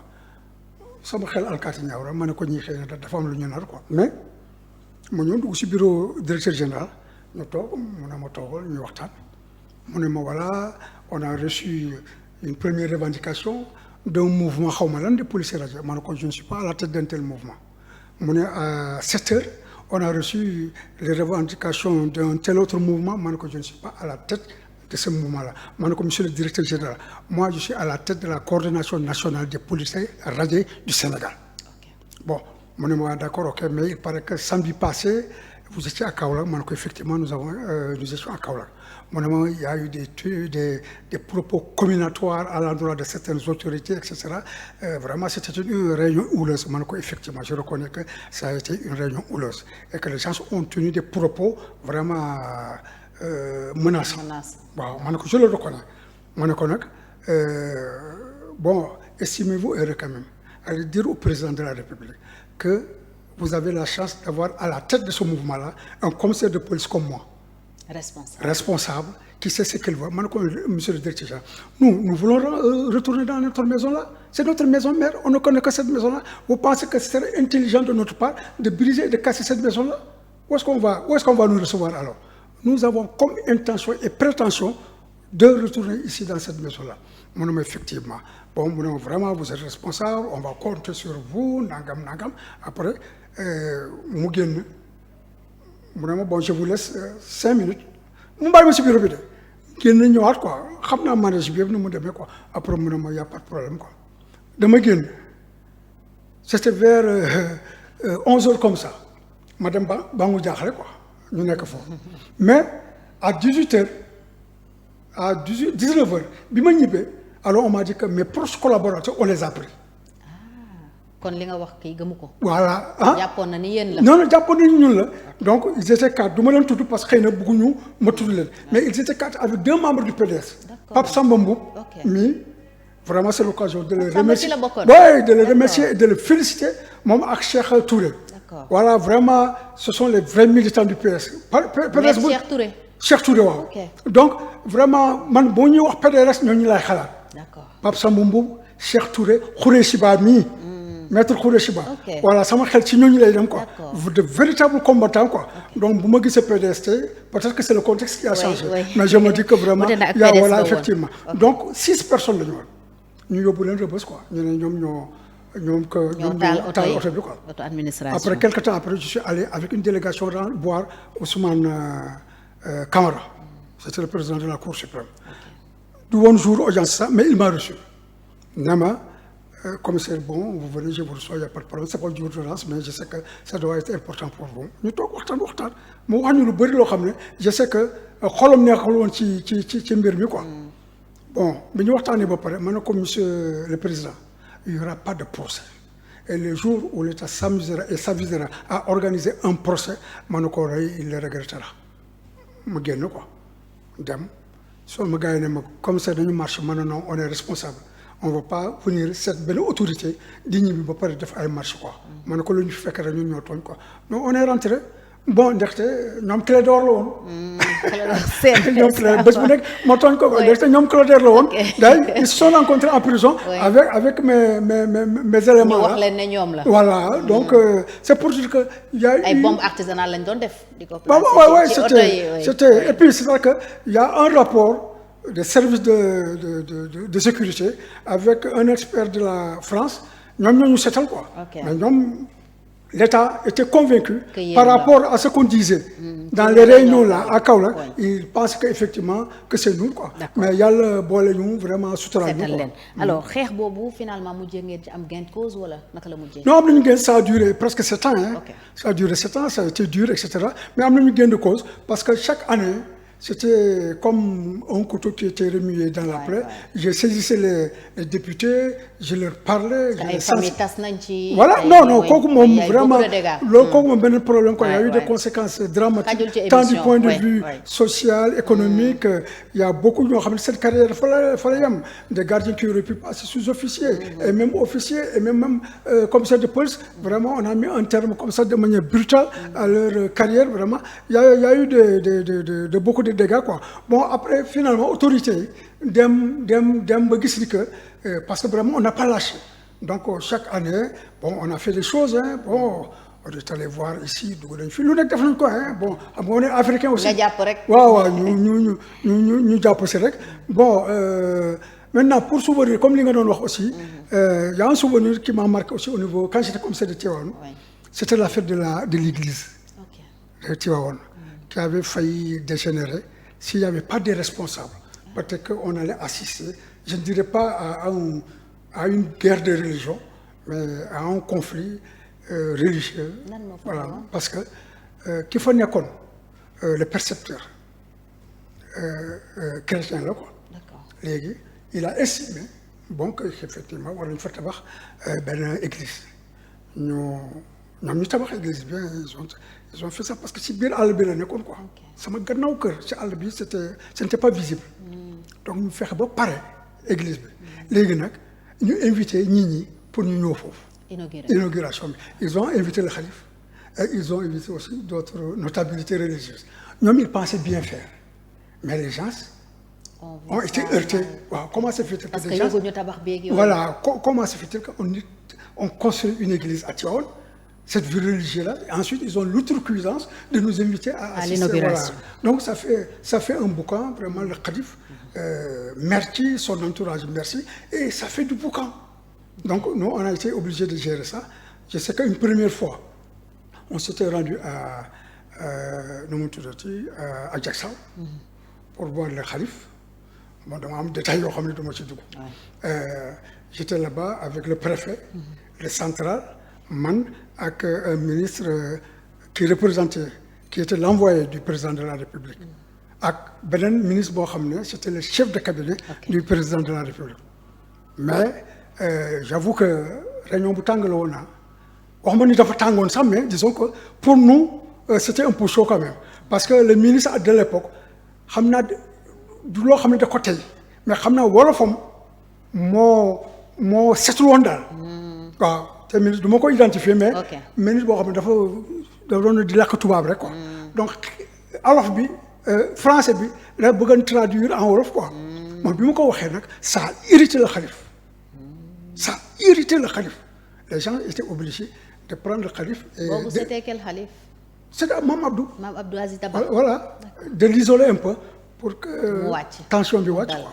Bon après ñu andiwaat ko bon ça c'est pour un peu disons kaf tuuti comme on dit bi loolu amee mon commissaire central bon sama chef la woon quoi mais également sama grand la woon donc quelquefois bu ñuy wax dama koy chef mu ne ma lii wala léegi-léegi dama koy ne grand mu ne ma boy après ne ma bon boy loo xam ci parce que la tension mu ne ma boy loo xam ci li ma ne ko patron y a pas de boy ici de ma ne ko préfet ngi fi ministre ngi fi yow yaay central maa gën a tuuti si ñi fi ñëw donc xaw ma ci dara après mu ne da ngay jàmbu ma ne ko jàmbu ma de c'est la vérité rek quoi mu ne ma baax na ba si bon ensuite le khalife est revenu l'actuel khalife était là-bas quoi mais il nous a tenu un discours qui m'a marqué. Oui, parce que un discours vraiment dur vis-à-vis des autorités. Je ne peux pas répéter les termes qu'il a employés quoi. Mais l'actuel khalife. Mooy Serigne Babacar Sy Mansour. Voilà, vraiment. Moom il est véridique. Il a toujours été. Fulla ak fayda boo xam ne wax vraiment léegi nag le ministre chef de cabinet bi àndoon ak beneen ministre bi moom moo jëlaat parole mu defaraat yëf yi quoi donc pratiquement on est sorti là-bas en catimini quoi bon léegi rek bon on a fait ce qu'on a à faire pour que j'ai fait des propositions pour que maintenant le ministre de l'Intérieur Ibrahima Wane ñëw foofu bi mu ñëwee xalif bi ne voilà ki sama doom la ñoo waxtaan bu kii quoi je me rappelle très bien à un moment donné dama doon génn sax mu fekk xalif bi ci ëtt bi muy añ quoi ñun ñu ngoon fële ak ay ginaar ak yooyu maa ngi koy romb quoi mu ne ma sama doom commissaire doo ñëw ñu barkeelu mu ne ko dafa am lu may lijjanti rek mu ne ma ñëwal barkeelu je crois que même il mangeait avec la main quoi il y avait quelques cuillères ñoo j'ai pris 3 cuillères quoi mu ne yéen a ngi dem rekk seen ñamu tubaab yooyu mu ne ko quelque temps après c'est le toujours dans nos suggestions c'est le cardinal Thiandoum qui est venu mais il fallait voir l'effusion entre le khalife et le cardinal quoi vraiment c'était une image belle à voir quoi léegi noonu la ñu gérer affaire bi noonu la ñu gérer ba un jour préfet na ma léegi commissaire tu vois le samedi au niveau de l'église on va te remettre les clés effectivement ma ñëw foofu responsable église yi jox ma caabi bi ma jël caabi bi jox ko à des responsables à l'époque je crois que c'était le ministère de la famille des trucs comme ça quoi ma jox leen caabi bi pour que ñu transformer église bi en centre social voilà ça c'est passé comme ça voilà ça c'est passé comme ça il y a d'autres péripéties bon je me garde un peu voilà je comprends parfois c'est sensible voilà les affaires de religion alors nga commandé ay troupes pendant des années en tant que commissaire mu joo leen dugaat police hein Si. Moi, j'ai pris ma retraite en tant que policier d'État. Parce que, mais c'était pas tout le monde. Non, c'était pas tout le monde. Oui. Sur les 1200 et quelques, il y a 270 rek ñoo dellu police, voilà, effectivement. Et j'étais pratiquement le seul commissaire. Parce que les autres ne voulaient pas lutter aussi. Non, c'est pas parce qu'ils ne voulaient pas lutter, mais yàlla dafa def ñi dañu dem retraite ñi gaañu. Ah d'accord, mais yow sa carrière desoon na. Donc ñun ñaar rek ñoo desoon parce que on était les plus jeunes man ak la commissaire Kodou Camara mais moom elle était en Haïti. D'ailleurs elle a été primée. Ñu ngi koy nuyu, elle fait partie des pionnières de la police. Voilà. C'est d'ailleurs l'actuelle présidente de leur association. Voilà, elle a été primée meilleure policière du système des Nations Unies. Elle n'est pas la première femme? Non, c'est Seynabou qui est la deuxième. Moi, c'est la première. Seynabou Diouf. Ouais, Seynabou Diouf. Moi, la première. D'accord. Vous vous rendez compte pour une policière. La première femme sénégalaise. Sénégalaise. Oui. Primée, meilleure policière du système des Nations Unies. Vous vous rendez compte? Pour quelqu'un qui a été radié dans son pays parce qu'on dit que c'est la mauvaise graine. Même Seynabou aussi a été radié. Donc il y a 2 femmes policières qui ont été radiées et qui ont été primées par les Nations Unies. Voilà. Ah oui. Vous vous rendez compte? Ça veut donc dire, voilà, c'est drôle de mauvaise graine alors. Oui. Absolument. Alors nga commandé ay troupes ni ma ko waxee pendant des années sa ay collègues aussi am appréciation certainement ci sa liggéey. Alors dañuy dem déglu ji justement témoignage bu Magoum Sow inspecteur de police à la retraite kon mu daal di indi moom itam seedeem ci sa liggéey ci wàllu police commissaire. Alhamdulillahi rabbil alamin ñu ngi sant yàlla bu baax di julli ci yonent bi sallallahu alayhi wa sallam dafa am loo xam ne lii boo ma ko laajee dana xaw a diis waaye ala kulli ahlin il faut que ñu tontu ci suñu kem kàttan maa ngi xam commissaire Boubacar Sadio 1983 août 1983 mu jógee commissariat urbain de Tambacounda ñu affecté mu commissariat Guédiawaye fekk mu nekk fa commissaire central ñëw accueillir ñun mettre ma dans la section judiciaire police des enquêtes ma nekk enquêteur à ses côtés parce que je suis arrivé à côté du commissaire Sadio comme inspecteur de police enquêteur. Alors nous avons cheminé 4 ans en 1987 yàlla dogal fekk na moom yóbbu na ko commissariat urbain de Tivaouane man ma resté Dakar. En 1987, nous devons retrouver encore à niveau.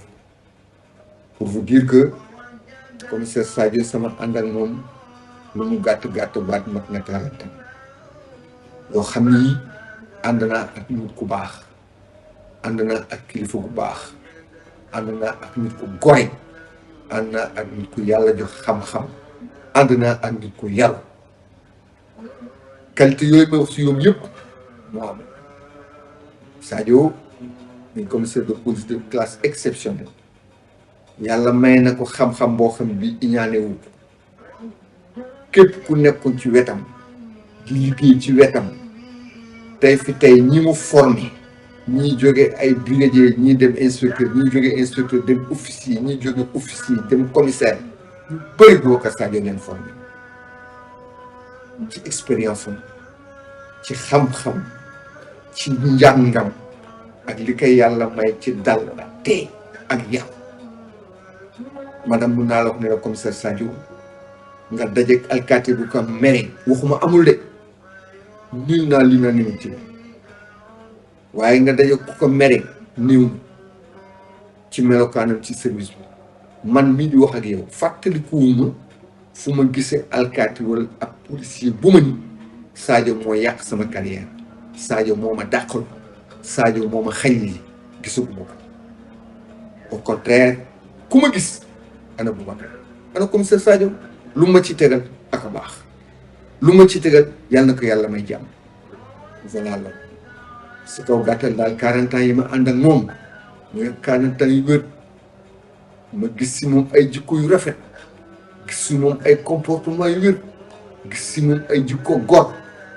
ndax Sadio lépp lu mu lay defal yàlla rek a tax alhamdulilah rabbil alamin ma jàng ci moom nag ay jikko daf ma doon wax naan ma inspecteur ma ne ko commissaire ma ndey ak bàyyi dañ leen di tarbiyu ma ne ko nga dëgg de ma soo buggee am teraanga ëllëg ma tarbiyu sa papa ak sa yaay Boubacar Sadio laa daaw di gis bu fin du mois jotee bu mu daaw di ànd banque di jël salaire bu fayee ko day jël salaire bi yëpp soppi ko ay bii bés tàq jar naka day dem ba seew siège ñu soppi du bu bii bés ma ne ko amee commissaire bi pour lan ma sama papa ak sama yaay du ma leen jox mu bii bu màggat salaire bi ma yàlla doo sëgal ñoom ma ko alhamdulilah rabbil alamin doo si gis teral na ndeyam teral na baayam ba tey ay doom ñu ngi koy teral je dis pas qu'il est à l'abri du besoin mais mi ngi sant yàlla bu baax Boubacar yàlla suturaal na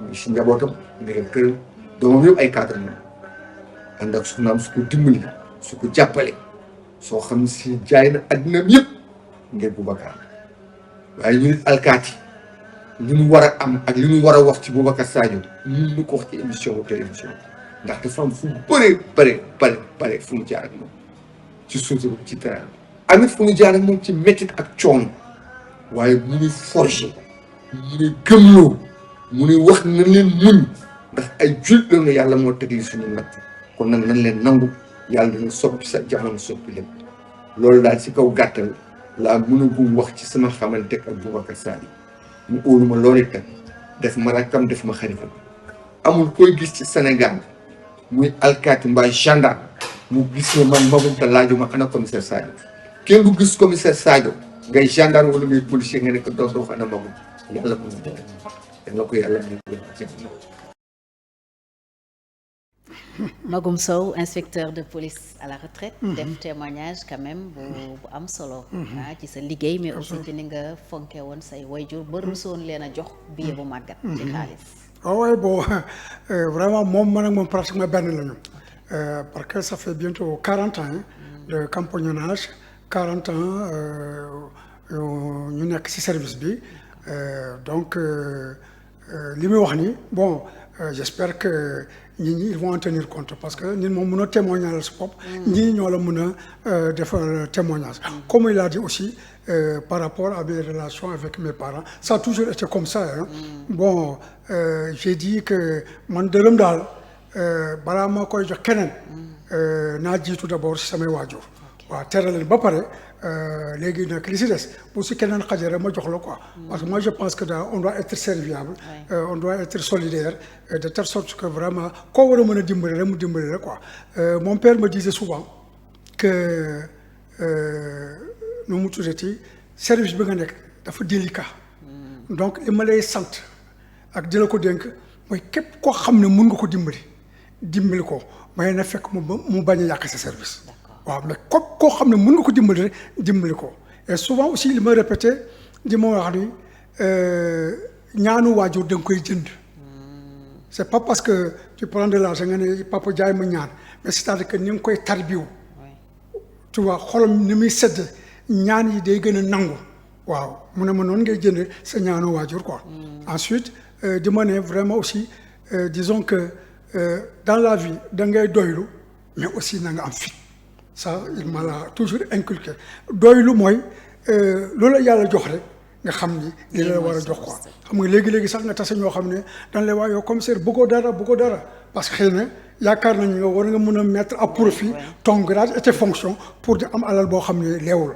n'est-ce pas mu ne aussi nga am fit boo amee fit day tax foo gisee dëgg da nga wax ko n'est-ce pas et je crois que. xanaa loolu moo waral sa contribution yi nga xam. ci président Macky Sall voilà je sais pas. bu jaral ay convocation voilà convocation bon mais comme je dis bon. malgré jàpp yeeg tëj. non yow mosoo tiit mosoo ragal non comme on dit en français moi je suis impact vite c'est-à-dire que rien ne me fait peur surtout nga nekk doomu aadama vraiment je crois que ragal daal kenn rek laa ko jagle muy suñu borom.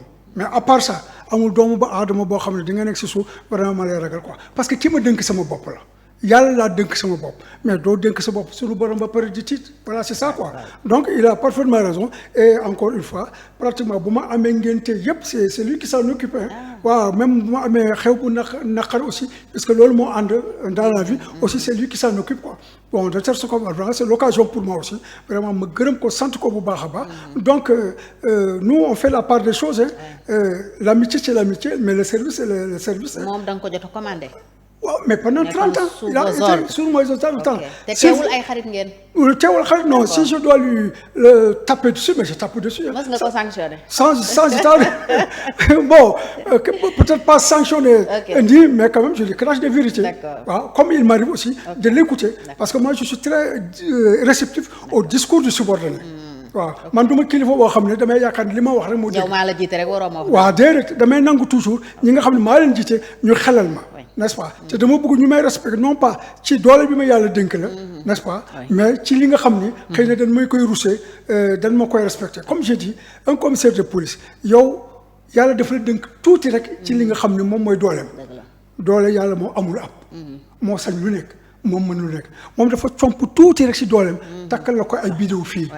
waaw ndexam moom mi nga xam ne moom moo la dénk dooleem ñu ne kooku moom dafa fees del ak yërmande suñu borom waaw asubala yow nga xam ne dañ la dénk rek ban ci ko nga war a am donc boo fi waaw dañ la compar rek donc boo fi nekk di rëy ak di balballu amul benn njëriñ waaw foo nekk ci kaw rek bu après tu vas te retrouver partout on prend l'exemple sur Macky Sall rek waaw alors Magoum Sow wax ne ku baax nga effectivement mais wolof dafa naan suñ ne ndax nit baax na dañuy laaj est-ce que mbokk yaa ko wax suñ ne diw baax na dañ naan est-ce que mbokk yi ñoo ko wax alors noonu la ñuy demee aussi déglu témoignage u say mbokk muy sa ñaari jigéen yoo xam ne aussi yëkkati nañu ay seede d'ailleurs ci occasion bu particulier ndax dëkk ba nga cosaanoo dañ la faa tuddee woon gàmmu ci week-end bi ñu weesu donc dañuy dem déglu ñaari sœuru commissaire dellusiwaat moom moo ma ko laajee dinaa ci sawar torop ndax Boubacar Sadio dafa nekk mag boo xam ne bu ñu amal njëriñ la ci famille bi tànqamluwul kenn moom rakkam yi doo xam ku mu bugg ak ku mu bañ ñëpp la yemale ku ci am problème mu taxaw defalal la ba mu baax ñun ñëpp ñu ngi koy gërëm di ko sant di ko ñaanal rek papam yal na ko sut ay fan ndax moom papam ak yaayam jaralu nañ ko lu nekk lu mu am jox leen lu mu am jox leen bàyyi boppam ñooñu nag ñaan boobu bu ko toppee bu soobee yàlla du mus a torox te kenn du ko mun a dara ci àddina rakam yi parce que daanaka moom mag ci famille bi rakam yëpp ñu ngi koy gërëm ñu ngi koy ñaanal ñu ngi koy sant bu baax a baax di ñaan yàlla gën ko yàggal suñu kanam sama xam nga wax bi moom du jërëjëf day xaw a doy waar daal jërëjëf mais daal na toog rek na xelam dal ne xam ne ay rakam daal ñu ngi ci ginnaawam ñu ngi koy ñaanal te bu soobee yàlla du mës a des ginnaaw waaw du mës a si kanam rek lay dem ci kanam incha allah loolu la ñu amoon nag wax bi nag moo xaw a doy waar waaw jërëjëf moo tax daal waaye Boubacar jërëjëf sa mbokk yëpp du sa rakk sax mais sa mbokk yëpp la gërëm sa mbokk yëpp dina ñaanal nag feebar bii yal na si yàlla def saafara ba nga xam ne dangay mujj fàtte yëpp bu soobee yàlla loolu la ñuy ñaanal nag te suñu xol lañ ko tibbee sa rakk yëpp nag yëpp amul kenn ku des parce que am nga njëriñ lool sa dund am na njëriñ yal na nga fi yàggal suñu kanam ba suut su lay Sadio ay fan. amiin waaw waaw waaw loolu la ñuy ñaanal jërëjëf kontaan nañu torop ci yow kontaan nañu torop démb lu ñu tuddee gàmmu bi bu fi ñëwoon. billaahi di nga xam ne def lu baax rek moo baax ca. waa kay merci de.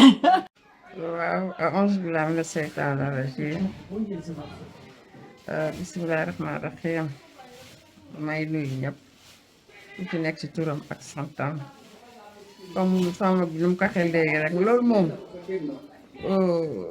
ko laaj Boubacar ko laaj ay mbiram rek da ci sawar ndax dañuy am lu ñuy wax ci moom naka Olof Njaay di waxee rek taaw njëkk a juddu njëkk a baax mu doon loo xam ne ñun daf ñoo arrangé ndax Boubacar nag su demee woon neneen rek ñu nit noonu la ñuy demee mais macha allah alhamdulilahi rabil alamin mu nekk mag joo xam ne nag vraiment ñun rëccuwuñu beneen lu mu nekkee suñu mag ndax yërëm nañu mag ñi yiir du ñu nemmeeku waaw ñu nit nag topp si ginnaawam ñun nekkatul sax suñu mag ñun suñu papa la Boubacar ba sam papa di dund sax la nekk suñu papa waxtu balaa sam papa nekku fi kon yëf yi yal na sax amiin amiin yëf yi yal na sax xol yi yàlla tàppe leen ñu doon benn ñu nit yàlla may ñu xol buñ ko dégg kii xel muñ ko déggalee moom it yàlla may ko xol bu mu ñu muñalee ndax moom mooy sunu mag moo ñu ëpp xel ñu si ginnaawam rek la ñu mën a topp mu doon mag boo xam ne bu bëri yërmande mag boo xam ne fàttewul ay rakkam mag boo xam ne fu mu toll mi ngi nemmeeku ay rakkam yàlla def nag mu am bés boo xamante ne def naa ku nekk war nga ko tiitaroo sa papa dëkk cosaanam xoolal loolu na mu soree rek ñu ñëw ba si Boubacar di ko tuddee ay gàmmu loolu sant yàlla rek te dafa am loo xam ne moo ko waral muy bés boo xam ne ñëpp a ci kontaan ñun ñëpp a ci kontaan moom mi ñuy jox bés bi sax defe naa ñun ñi ay rakam ñoo ko ci gën a kontaan ñëw nañ nag teewee démb waaw dëgg yàlla alhamdulilahi rabil alamin yegg si nañ si jàmm ak salaam ci dëkk bi teeru nañu tatagal nañu teral nañu alhamdulilahi rabil alamin fi mu ne ni sax ñu dañuy rëccu sax lu tax daan nu ñëw gàmmu mais xam naa ne moom c'est fini lii mooy julli tubaab li fi yàlla bàyyi mais ñu fan wu gudd ak wër defe naa dootuñu ko rateeti de kenn dootuñu ko nettali Boubacar ñu lay wax ne nag nel alhamdulilahi rek li nga ci ragaloon yëpp dara amu ci lépp a jaar yoon macha allah yëf yi neex na rafet na organisé wu na waa dëkk bi si boppam gërëm nañu sam papa yow gërëm nañ la waaw fi mu ne ni daal moom sant yàlla rek xol mu neex rek la ñu amee macha allah di nuyu ñëpp nag vraiment kontaan nañ torop yal na fi yàlla bàyyi may la wér ak wérle nga yàgg suñu kanam lool sax mun ñoo tette ba ci kanam ndax soxla nañ la de bu la dara wokk bu la dara xuri yal na yàlla def loolu jërëjëf nekk sa ñaari rak yoo xam ne ñoom bu ñu seedee ci yow vraiment lu ñuy mun a téye la lan nga yëg bi nga leen di déglu waaw maa ngi leen di sant bu baax ñoom ñaar te danoo wax si tuuru sama rakk yi te li ëpp si samay rakk yi ay jigéen lañu daal voilà te ñaar ñi wax léegi aussi ñoo bokk ndey ak baay bon mais ki may njëkk a sant mooy sunu pap parce que dafa yer famille bi façon boo xam ne peut-être c'est rare de voir ça maintenant c'est vrai que am na ñoo xam ne baay la ñu bokk waaye boo ñëwee si famille bi doo xam ñaan ñoo bokk ndey ak baay n'est-ce pas wala ñaan ñoo bokk ndey et cetera de telle sorte xëy na li la koy may tuuti sax mooy boo xoolee tere yi waaw ngay ne xëy na ñii ñoo war a bokk et même ça c'est pas évident waaw même ça c'est pas évident parce que dafa am ñoo xam ne dañu jël sama terewu papa mooy ñi xaw a am teint bu kii tuuti ñeneen ñi jël sama teint wu yaay quoi waaw des deux côtés nag quoi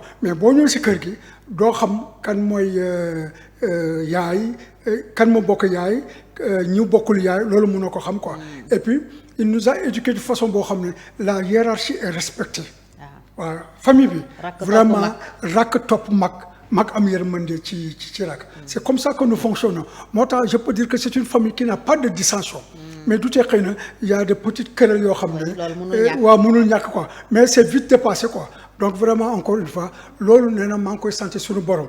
te aussi éducation bi ma sama papa jox ça me permet comme je le dis vraiment d'évoluer dans la société avec facilité.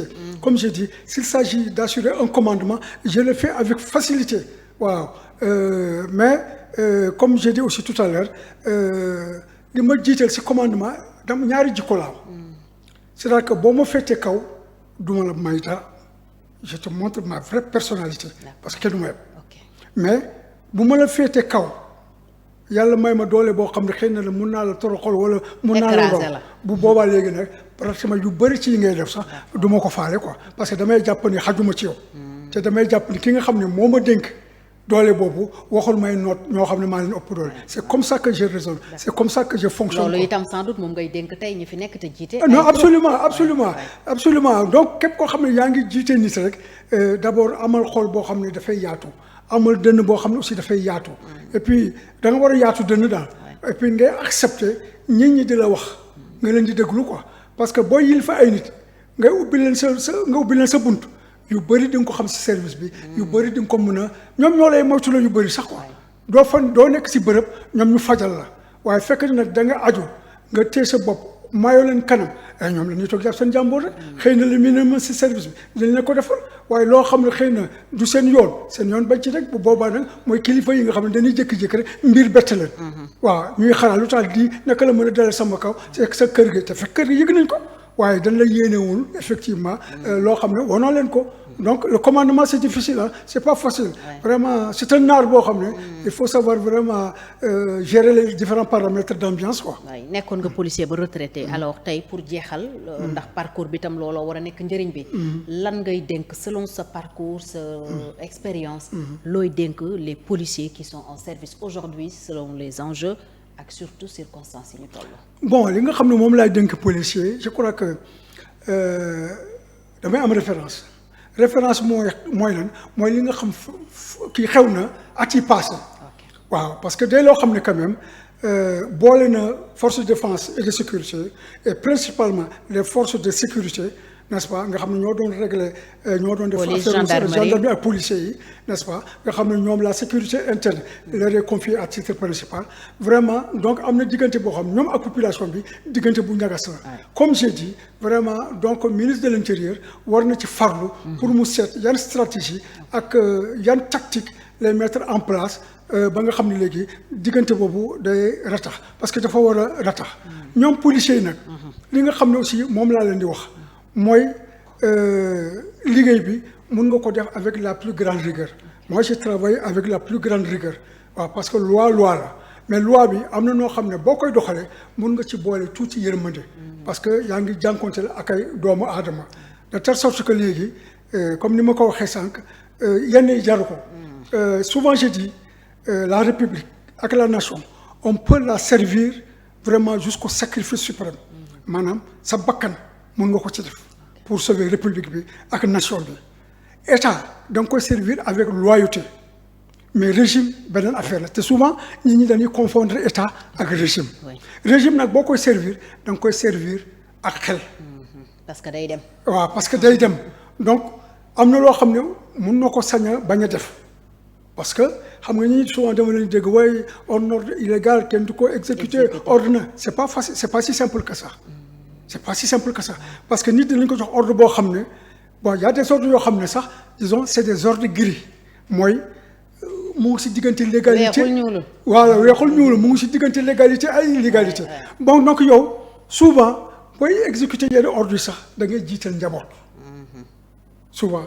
loolu nag ñi dañ ko dul sóoraale waaw souvent xëy na sax di nga def loo xam ne neexu la waaye quelquefois njaboot ngay jiital parce que mun nga tase kilifa boo xam ne xëy na moom dina am compréhension mais mun nga tase kilifa boo xam ne moom te si profiter rek sanctionné la ñu dàq la nga génn toog waaw xëy na réseaux sociaux yi dina ne ki jàmbar la daal il s'est opposé à un ordre nangam c'est bien beau peut-être tu vas avoir une satisfaction là mais quelques jours après tu seras seul dans tes difficultés kenn du la fa fekk di la jox donc loolu aussi il faut que nit ñi di ko comprendre te bu boobaa aussi seen njaboot ngay lor donc am na loo xam ne goroom kay nangu waaye njaboot gay tax mais xëy na bu doon moom rek la donc ñoom li ma leen di laaj mooy bu ñuy jëfalante ak citoyen yi nañ leen di respecter nañuy respecter seen droits humains ay doomu aadama lañu n'est-ce pas service bi rek moo leen boole mais fekk ni alkaati bi gudd nga fan mais après da ngay retraité boo retraité si quartier bi ngay dellu ñaata imam ñoo xam ne ay forces de l'ordre la ñu woon ay policiers ay gendarmes la ñu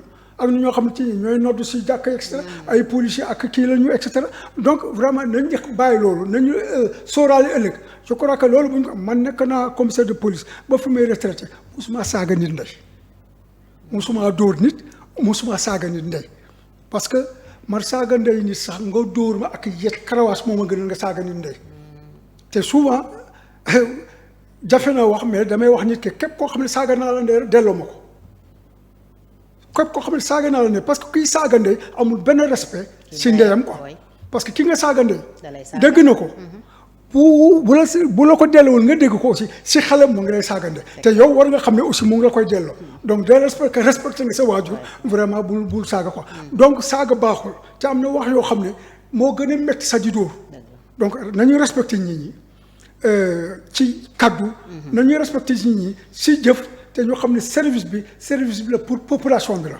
waaw te nañuy nangu aussi population bi di leen di critiquer parce que population bi mooy jël xaalisam mooy jël impôt di leen jox tenue voilà di leen di fay et cetera donc léegi yéen da ngeen nekk service public vous êtes là pour rendre un service au public pour le public au bénéfice du public mais public boobu prestation la am nañu droit apprécier est-ce que yéen li leen di fay jar na ko est-ce que yéen a ngi dégg liggéey bu rafet fekk yéen a ngi def liggéey bu rafet ñu ne bravo ñu tàccu la mais fekk na da ngeen def liggéey boo xam ne safaanu na ak li ñu yaakaar si may leen ñu critiquer leen pour ngeen jooyante je crois que boo demee noonu bu ñu doxalee noonu rek vraiment yëf yi du compliqué quoi waaw yéen population bi sax ma ñaan leen ngeen gën a dolli respect aussi ñii parce que li ñuy daj ñoom rek ñoo ko xam te am na loo xam ne xëy na mënuñ ko di ko jooytu waaw ñun ñi nga xam ne xëy na ñu ngi ci piti jaar nañ ci am na loo xam ne mën leen ko séedal quoi gën na leen jàppale gën na leen dooleel et cetera même boo leen di critiquer sax na kaddu yi rafet daal.